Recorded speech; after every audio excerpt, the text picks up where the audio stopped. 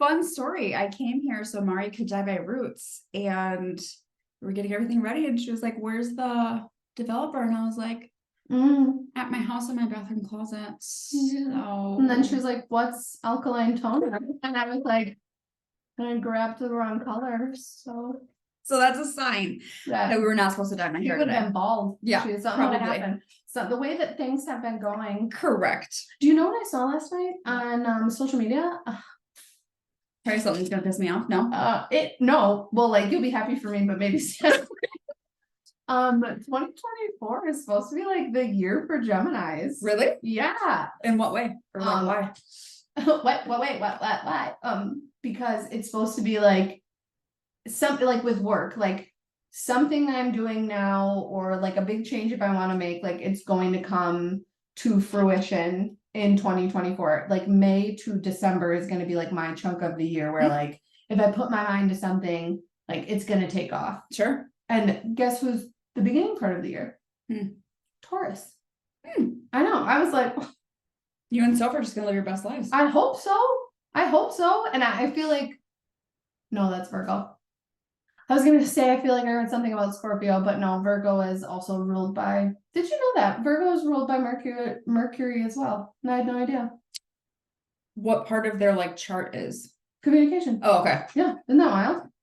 Excuse me. Anyways, that was literally neither here nor there. So welcome to 116. And this is gonna kind of be like, not like all over the place, but like it's not like we're like, this is a skill we're going to talk about today. Yes. But I think it's more of an overarching thing that we have experienced with clients, and then like how we interpret it and apply it to our lives and like what we do in our lives. Does that kind of like give an overview of what it's about? So do you want to start with like the text that you got, and then I'll kind of start with like the session that I had that kind of fills with it? Yeah, I had two different things. I just thought about another one that happened this week. This is like a brief thing. So I have a client who is possibly going through like a separation, and she just moved out of her marital home into an apartment by herself. And at first she was really excited. Then I think it all kind of hit her emotionally, and she was like, I want to go home. I'm sad. And she was talking to her boss, and her boss was like, just think positive, like be grateful for what you have. And then that made my client angry. And she was like, I don't want to be positive. I don't want to be grateful. And I just want to like feel this. And I was like, and I can appreciate that. I said, I am all for being grateful for what is within our control and we do have. I said, but I can also understand this feeling of like, I don't need you to like try to spin this into a positive right away. Right, and I think that's where she was frustrated. It's like, you're just trying to make a positive out of something that feels very negative to me right now. And I was kind of proud of her for her insight into understanding the difference, right? She's like, I know that things could be worse. I know that I need to be grateful, but like right now I just kind of want to feel the sadness. And I was like, and that's okay. Yeah. I think so many times we get into this, like to me, it looks like walking the middle path, right? The balancing between acceptance and change. So many times when people struggle with vulnerability, or people who are in vulnerable situations, they immediately go to that change side and want to push. Like, it's going to get better. It's going to be okay. Think on the bright side. You got this. Keep going. They struggle to sit with people in those moments. I've had two of those moments with two clients. Both were in relationships, both relationships now failed. And so they're grieving the loss of those relationships and what that looks like. And both of them do the work, and they're phenomenal people. And so when I'm sitting there with them, they're like, it just sucks. And I'm like, it does. It does. And I'll validate that all day long. We can stay here right now. You do not have to rush out of this. This is grief.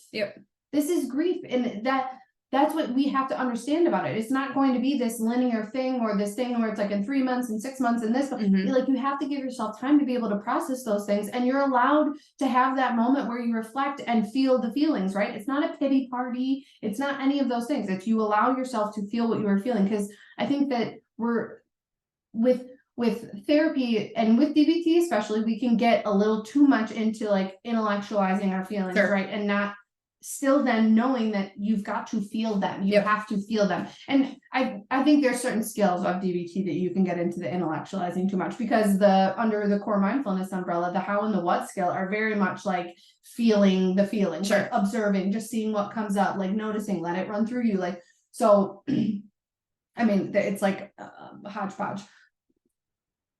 coming back to, though, that you have to allow yourself to experience it and validate that for yourself. Doing that builds self-trust. So allowing yourself to say, well, I just want to be upset right now, then be upset. Correct. Allow yourself to feel that, and you're trusting yourself, you're making that choice. And when you're in that choice, then you can make a decision about where you want to go next or what needs to happen next. Yep. That's the other thing that's kind of like piggybacking onto what we were talking about is, well, do you want to start with the text? Yeah. I got a text from a client, and also there's like a couple people in my life that are struggling with this right now, where it's like this overarching idea or concept of, I need to figure out my purpose in life. Like, how do I do that? How do I figure out what makes me happy? How do I figure out what lights me up? Here's the thing. So I know that we've talked about this in the podcast with other people besides us, right? And we've talked about it with each other.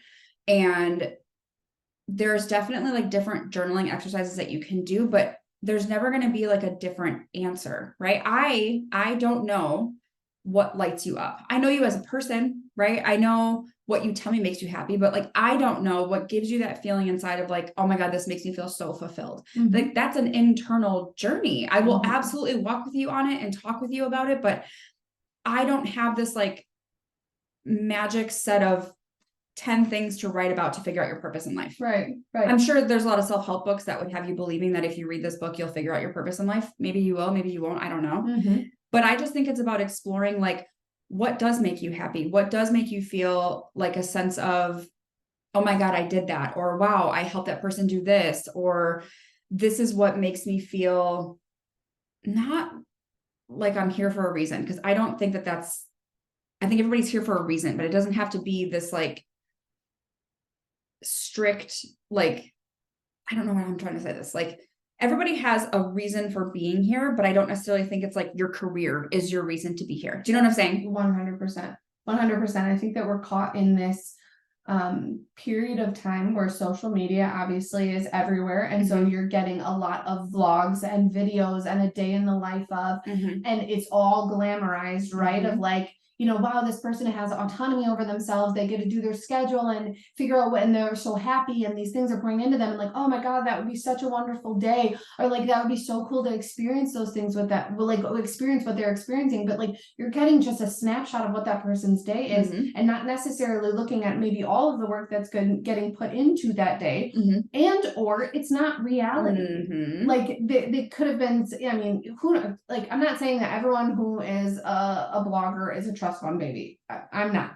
I will say that there are probably some people who maybe their partner makes a lot of money so they can go take this risk and do that. Or you haven't seen the struggle of this person working 3 jobs and doing this vlogging stuff to then get to the point to where they are, where they're an influencer now. So like, I think that we get caught up with having all of these visuals of like, well, this is what it's like, and this is what, you know, they're living their purpose, and you can make it when you're like this. When in reality, that your purpose can be entirely different. It can be that I have this 9 to 5 that allows me to live my life. My 9 to 5 doesn't have to be this glamorous thing that I do. It doesn't have to be this fulfilling, like, oh my God, it's life changing. It literally can be, I'm punching the clock, because punching that clock then allows me to do all of the other things, and or just to explore. In my mind, I don't think that, let me finish my thought. To explore the other areas of life that can bring you joy and happiness. In my mind, I am more of an action-based person. Me putting on paper, trying to figure out like, what are these things that are making me happy? I want to experience, and I always view it like this. I've said it before. I say it to my clients all the time, like, view yourself as a scientist, and the things that you are doing are the parts of the experiments that you're having, and how you feel in those experiments is the data point that you're getting back. Those emotions are data points telling you something. Do I like it or do I not like it? And then you can take this hypothesis that you've created and then run more experiments and keep going. Like, when I started this journey of like, okay, I'm telling all these people and these kids to do these things, and I'm not doing them myself. So at 28, I was like, fucking start figuring it out, right? So I started figuring it out. I tried pole classes, I tried yoga classes, I tried Lyra, I tried aerial yoga, I tried silks. Like, I tried so many different things, because one, being physical is something that I like to do, was hiking, started a lifting program, like went and hung out with a bunch of different friends, tried different things, like exploring new restaurants, new place, like started traveling more. Like, it started having a budget. Like I started doing these things and reporting back to myself of what felt good, what was purposeful, what wasn't purposeful, because that's then how I started building a life that I want to live, something that's giving me meaning and purpose by being able to do these things.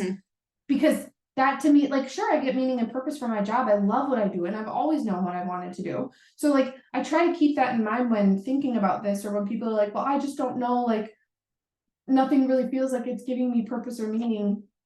It's hard for me sometimes to understand that aspect because I've known what I wanted to do since I was 14. I've always known what I wanted to do. I didn't know exactly what it would look like, but then I reflect on that too. And in the process to getting where I am today, in the jobs that I was like, I just don't think this is serving me anymore. Then I listened to myself and left. And I think that's the what I'm getting to is the building self-trust is the most important, because when you're building that self-trust, you're listening to yourself and you're trying these things. And until you try them, you can't make a decision about whether or not it's working for you. You can make the choice of like, oh, I'm going to go to this new job and I'm going to see. So many people, I've had that a lot lately, of so many people are like, I don't know if this new job is going to be the right choice or the right thing. You're not going to know if it's the right choice until you're in it. You can't make a decision of whether or not it works for you until you are in it. You can only make the choice to try. So make the choice to try. And then when you're in it and getting that feedback, you can make the decision. The same goes with everything else in life. You have to make the choice to try, then you do, then you think about the feedback that you're getting. The caveat here of trying to live a purposeful life is that moment where the feedback's coming in and you're listening to yourself. You're pausing and having that mindful moment, right? Of like mindfulness. We're not just talking about yoga and fucking meditation, where you're just like, do I like this? Does this feel good? Like, let's reflect on the day. What was the day like? And then proceeding going forward, what you're doing with those findings. I think the struggle for me as somebody who overthinks nearly everything is if the question for you is what is my purpose in life, and that's a stressful fucking question, scrap the question, bro. It's not helping you in any, like, can't you just live life to live life? Why do you have to have this like label on the reason I'm here is to do this? Because I feel like that puts pressure on a lot of people. Like I had one client who I saw him for probably 5 years, and every other month he would have an existential crisis about, I don't know what my purpose is in life. And I'm like, bro, what are we doing? But he also wasn't taking any steps to figure out like what made him happy. And he was also very risk averse and wouldn't do anything out of the norm to figure that out. So I'm like, well, that's your choice though. If you don't want to take a chance on yourself and do this thing that you say you want to do to see if that's your purpose, I can't help you. Nothing changes if nothing changes. So again, I'm not saying like, don't go deeper and explore these things, but if you are finding yourself just reeling in all of these like questions of what's my purpose, why am I here, what am I supposed to be doing with my life, you get to decide that. You get to say, this is what I'm living for, this is what I want my purpose to be, this is what I'm interested in. Nobody's going to tell you that for you. And I think that instead of looking at it like it has to be this set in stone thing, I think that's the exciting part of life, right? Like that's the journey of being like, well, what if I do want to do something like this, or what if I want to try this? Like, I'm sitting here thinking like, oh, I can't do that. Like, blah, blah, blah, all these limiting beliefs I'm telling myself, why not? Why not give it a go? If it doesn't work, it doesn't work. What's the worst that could happen? It doesn't work out. Okay. Like nobody's telling you to fucking sell your 401k and house and all your belongings and go invest in some private yachting company that's, off the coast of, some remote island. Like, no, we're asking you to like, go on a hike, to give yourself feedback. Do you like that? Okay. Go try a painting class. Do you like that? Okay. Give yourself some, like, try these different things that are actionable steps and see what that gives you. Go volunteer at a soup kitchen. Go, start a donation for a homeless shelter. Like there's classes, take courses. So many things that we can do in our life. And the internet, as much as sometimes I'm like, God, it sucks. The internet is such a vast place full of knowledge that are fucking free. That's free. You can go on YouTube and see so many different examples of like free classes that you could take, or like here's how I edit my photos or videos, or blah blah blah, like learning like photography or anything. Like the possibilities are fucking endless. Don't get caught up in that though. Just try it. And if it's giving you feedback and you're like, oh, I kind of like this, okay, then keep on. And if you don't, then you don't. I think about stay-at-home moms sometimes too, because my mom was a stay-at-home mom, obviously. And like, that was her purpose. Her kids were her life. Well, now that we're grown-ass adults and out of the house, she works a full-time job and she has for a very long time. But I think that's a really hard adjustment for somebody to go from caring for somebody 24/7 to them not needing them anymore. And then their thought is like, well, now what do I do? That's not fair to you. That's why you have to figure that out while your kids are small. So like, you have things to do as they start to age out or like get older and not want to hang out with you or, you know, whatever. Well, I think that's a societal thing too, Yes. of like placing it on women, like you've got to be there for your kids and you've got anything they fucking need, and it's selfish to put yourself first.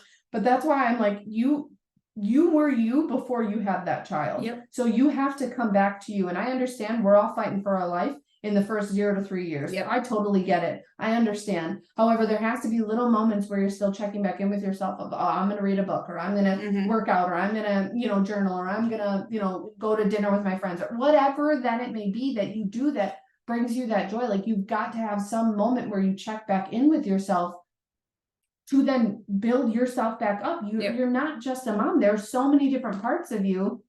And when we start having this like moment of like, oh my God, like who am I? What am I doing? Like that, those different parts of you are then activated because they're not getting feedback, and they're not having these moments where they're being listened to, they're being heard. So then they're starting to raise the flag of like, hey, we're not okay, we're not taking care of ourselves. You know, the part of us that's a mom is the only part that's been forward for the past 5 years. Like, what the fuck are we doing? So it's important to, I don't even know like how to sum it up or wrap it up, but it's like, when I have people who come to me and they're saying like, I don't know what my purpose is, I don't know what this is, like, I guess the best piece of advice that I can give them, or the thing that I would tell them to start is like, get curious. Get curious and get active. What does that look like? And make a list of things that do make you happy. So does it make you happy to help people? Does it make you happy to create things? Does it make you happy to like fill in the blank of whatever makes you happy? Sure, there's like aptitude tests you can take online. We all took them in fucking high school. Like, this is what a good career path would be for you. Start there if that's what you're curious about. And like, see, it'll give you a list of like, I don't know, fucking 10 of the things that you might be good at based on the answers that you've chosen. And then you explore based on that. If none of those make sense to you, then it's your job to narrow down the things that fill you up. Because only you know on the inside how you feel when you do those things. And if you're like, I don't know what made me happy, reflect on moments that you were happy in your life. What were you doing? Well, I went and had dinner with my friends. Okay, so fellowship with your friends or people that you love is important to you. That can then put that on the list. So then how do I start creating more moments where I get to fellowship with my friends? Like, that's how you build it up.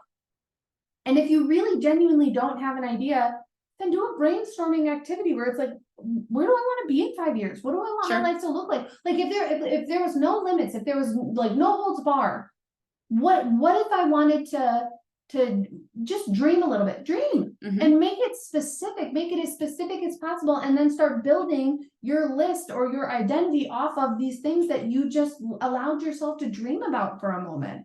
Of like, I want to be a business owner, I want to do this, I want to do that. Like that's quite literally how I think Steph and I got to this point where we are in our lives, because we both sat down and had like Jeff calls them yellow pad weekends, where you take a legal pad and you just start figuring out. And then for so long, I mean, I've got all the fucking notebooks here where I would write for every fucking day. I have more over there every fucking day, the dreams and goals that I had for myself. And I would write them as if they've happened, because I'm calling that and manifesting that into what it is. Like, follow me for a minute because it's gonna get weird, but like,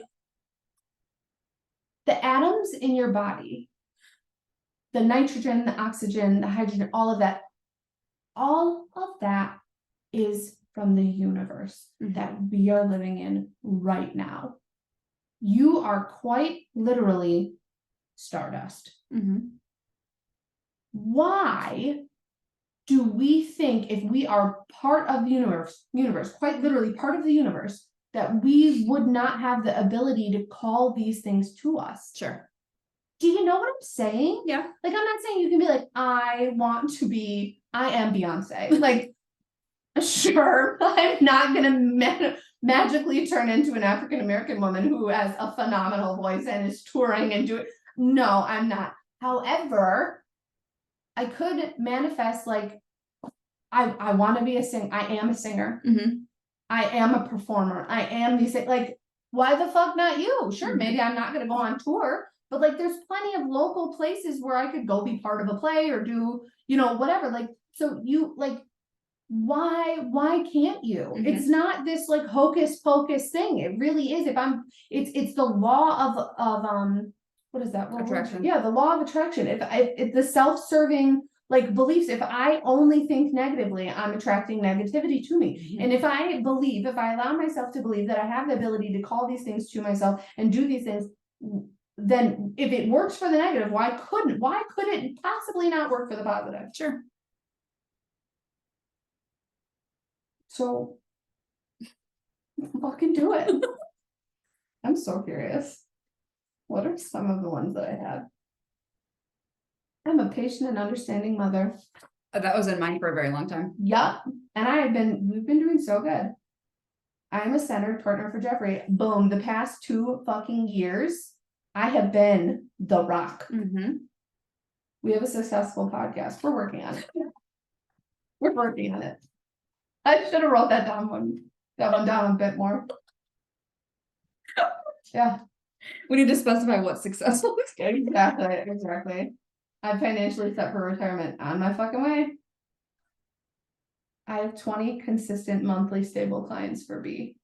20 monthly clients? Yeah, Because that like 3 days. This was like brand new. Yeah. Like brand new. When was this? Yeah, I think I used to do weekly. Like I see at least 10 people. 2021. It ended on my birthday, May 30th, 2021. That was so long ago. Now look at me. I know. You have the ability to do this.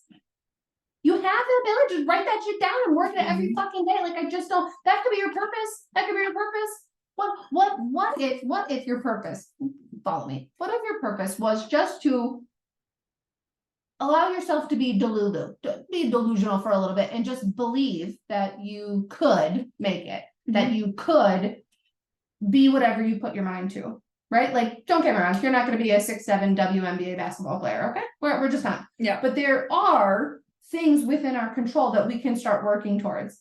And what if your purpose is every day, I am going to write these things down and I am going to write them as if they've already happened and work on them day and fucking night. I guarantee it's probably been 6 months since I wrote anything down. And Dude, before same. that, it had been like 3 months. Dude, Because I had same. just like put it to the side and I was like, It's probably been over a year for me. really? For sure. But I write my gratitudes, but it's been over a year since I've written down like, I'm a sought after therapist. I got a wait list, bitch. Mhm. I read 1 book a month. Oh, that's when I started my book challenge. Well, And baby. it's a 10 of 12 complete. So sweet. What was your goal this year? 50? It was 80. Was it? Because it was 50 last year and I did it and What are you at? 41 maybe, I don't know. But like, here's the thing, beautiful lesson for people. Am I gonna beat myself up or stay up until all hours of the night to get to 80? No, Mhm. I'm not gonna meet my goal this year, and that's fucking okay. It's okay. Mhm. It's okay. Nothing is gonna happen when the clock strikes midnight on January 1st. No one's gonna come to Nobody's my house coming to arrest me. and beat me up because I didn't make it. Like, that's the other thing. Like, be fucking for real with yourself. If it's not working, it's not working. Mhm. Change you wrote it. Yep. You wrote it. Change it. Yep. That's the beauty. That's the beauty of you writing it for yourself. You can be like, yeah, this is working for me. Mhm. I just have not been in a mode where I've wanted to read. It's just not something that is calling to me. Okay. Like, Are you listening to books right now or no? No, all the ones that I had on Libby are like all on a super long wait, and then I downloaded Hoopla and I just haven't went on there, and then I found the one on Spotify and I started listening to it and I was like, wow, I talk about this all day in fucking sessions. Yeah. I don't want to hear this. So then I just Well, if you like Frida McFadden, she has books on Hoopla. I do. That are like long waits on Libby. Yes, I do like her, but here's the thing. That's what happened. I think your library is Kenosha. My Yes. library is Racine. Oh, they so don't it's have anything on there. different. That's because I looked up Ward 9 because I was gonna start Yes. listening to it. Bitch, not on there. Yeah, I was very upset. Did you know What? that you can pay a yearly subscription to like the Brooklyn Library, which is like one of the biggest, for like $50 and then have access to all of them on Libby? Yes, and I also know that there's like fake cards out there that you can add to your account that give you like Okay, sign me up. Where are those at? Well, I don't know. They talk about them in the book clubs, but then it Give me the information to get it. Yeah, well, So. if I come across, I'll screenshot it, because in my brain went to, well, that was too hard, I don't wanna do it. So then I just keep scrolling, like, I'm like, Ma, I don't care that much. But yeah, Yeah, I know there are some free ones. yeah, all the books I have on Libby right now are like 4-month waits. All the ones that I have on Libby, except for the ones I actually was like, oh, there's like a listen to now fucking section. Hello. Yeah. That's where I found those Karen Slaughter books, which Well, are and really good. I did listen to one, to a listen to now one is like, I should have left or something like that, and I was like, this is the stupidest fucking. Which is why it's a listen to I now, because nobody was- wants to I fucking was listen to I was it. like, how fucking dumb. Look at me looking up. I accidentally hit borrow on Hoopla and then I returned it right away because I wasn't ready for Yeah. it. And that counted as my 4th one for the month. So now I have to wait until January. That is very upsetting. It's so upsetting. Yeah, Ward 9 is not even on here. Very upsetting. Anyways, yeah, 5 weeks finally. Did you read Little Secrets? That's on my list. No, it's on my list though. So I've got that. I've got a James Patterson one. I don't even know why I put that on there. I've got Stolen Tongues is supposed to be really creepy and scary, so I'm gonna have to like listen to that with somebody. Yeah, I did her on Hidden Pictures too. It was supposed to be really good, and then I listened to it and I was like, well, this isn't really that good. Yeah. I've got The Family Upstairs. I have that book. You want to borrow it? Oh, okay. It's not that good. I don't really like it. I didn't Well, really no, like because I've got 4 books. Oh, I'm sorry. I didn't like her writing. But I didn't like her writing style. Overwhelmed. And then I have The Hunting Wives, and then Wayward, and then Red, White, and Royal Blue is supposed to be cute. I heard And that was then, very cute. There's a movie on Amazon. yes, and then In My Dreams I Hold a Knife. I also just bought that book. Ooh. If you listen to The Last Housewife by her, bitch, that shit was so good. The And that Last was the Housewife? listen to right away.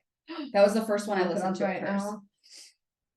Anyways, Yep, I bought the In My Dreams I Hold a Knife and the Midnight something or another. It just came out. Oh, She's a okay. local author. what is she? Mm-hmm. Is Housewife one word or two? Yes. Yeah. It's so good. Wait, It's like okay. cultish. Borrow. It's so good. Oh my god, yes, I have a new book. It's really good. I think you'll like it. Maybe this will get me back in. That's what I thought about my smutty Christmas books too, and it hasn't. I like read and I was like, okay, this is stupid. I was like, oh, it's Christmas Eve and you're stranded in an airport? No. Oh my That would never happen. I was like, oh my god. And like, you know, like you hate when you can see the plot coming. Yes. He's got a successful twin brother and he pretended to be him and they're like gaining trust and then he's gotta break her heart and say it's not actually him, his well, twin no, brother. she's like, how can I trust you?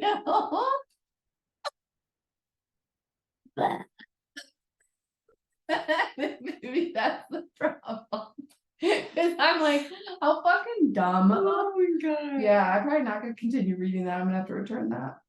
I think you'll like the housewife one though. Yeah, I really like yeah. it. And then like then I think that's what I got like into like my mystery ones, and Yeah. then like I tried to go back to a spot and I was like, Mom, this is dumb. And then I got into my fantasy ones and I don't know. So write it down. Yep, write it down. Like, and this is the other part to this that we wanted to talk about. I think that people think because the situations that they come to us with are different, that maybe we'll have a different response or answer. It's never gonna change, babes. Babes, it's never gonna change. I'm always going to get you to pull back out of your life instead of operating in your perception. Pull back, get some perspective of what's going on around you. And the way to do that is to write shit down to like, okay, what am I feeling? Okay, what's playing into that? Okay, what are my thoughts like? You know, what's within my control, what's not within my control, what is something that's kind of in the background noise. So like when I'm like, oh, I'm kind of feeling like this ickiness, oh, because you know, this problem is unsettled right now. Okay, makes sense, let it go. And then you can start making plans for the shit that's within your control. You can start making a game plan of like, okay, what do I need to do to change this? It's not gonna change. It's like I'm always going to tell you to write it down. And if you're so stuck in your perception, I'm going to tell you to challenge your thoughts. I am. And here's the thing, fucking stop doing this. To my clients specifically, I'm speaking. If I tell you to challenge your thought, so negative thought, I hate myself. Give me facts that prove that that's true. Well, I don't have any facts that prove that that's true. Why are we stopping there? Why are we stopping? Why are we stopping? You need to go to the things, the situations and examples that prove that that thought isn't true 100% of the Yep. time. And then you need to rework the thought. Why are we stopping? If it's just like, well, there's no cats. You're not supposed to be stopping. You need to follow it through. Yep. That's like me half swinging at a baseball Mhm. and when I'm up to bat. Or like swinging, hitting it, and then not running. Mm-hmm. What are you doing? Yeah. Challenge the thought all the way through, because the reworked thought becomes a mantra. Mhm. Not, or an affirmation for yourself, instead of this like, well, I love myself. No, you don't. Yeah. No, you don't. Stop standing in the mirror hoping that something's going to change. Challenge it and get an actual tangible thing that you created with your own brain and doing the work to then be able to replace your negative thought. Mm-hmm. And if you're like, I don't know how to do that, go listen to our, first and foremost, the 2 episodes that we have on cognitive errors, Or the where we entire challenge PS them, series. or the PS series, the entire PS series, which for $3 for 1 month, you can go listen to them. Mhm. And I break down every cognitive error and give an example and challenge it. Yep. You can do it in 1 month. You can listen to all of them. 1000%. So I had to tighten the pony. It was looking weird. anyways, I feel like I've wrapped it up. Mhm. Okay. You can find us at Rewriting Her Story Podcast on Instagram. You can find stuff at The Spooky Therapist. You can find me at BEA_XO11. You can email us questions, concerns, comments at rewritingherstorypodcast@gmail.com. Until next time. Bye. Bye.